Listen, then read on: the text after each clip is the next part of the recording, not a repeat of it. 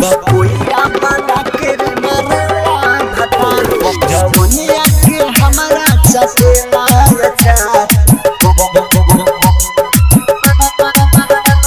जवनिया के हमारा चटेला अचार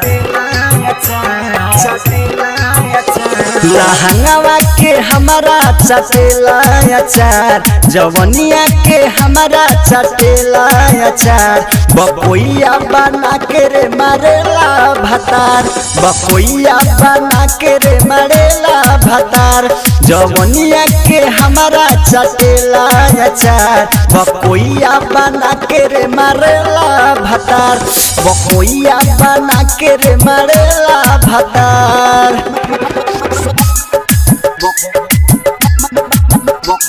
जवनिया के हमारा चटेला अचार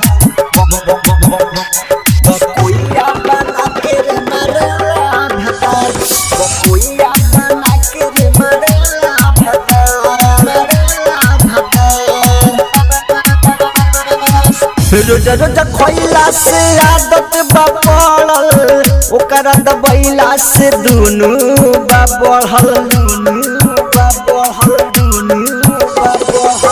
रोज रोज खइला से आदत बा पड़ल ओकरा दबैला से दुनु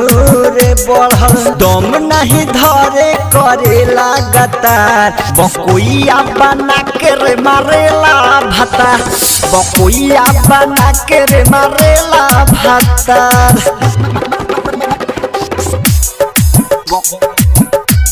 जवनिया के हमारा चटेला अचार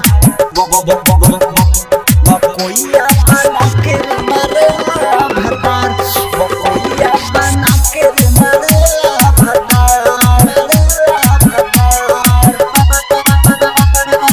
आए हाय बेनी में छेनी से कोइले बहोलर दर्द देवेला मुनयन मोलर आए हाय बेनी में छेनी से कोइले बहोलर दर्द देवेला मुनयन मोलर राइटर करन देला इज्जत उतार बकोइया बना के रे मारेला भतार बकोइया बना के रे मारेला भतार जवनिया के हमारा चटेला अचार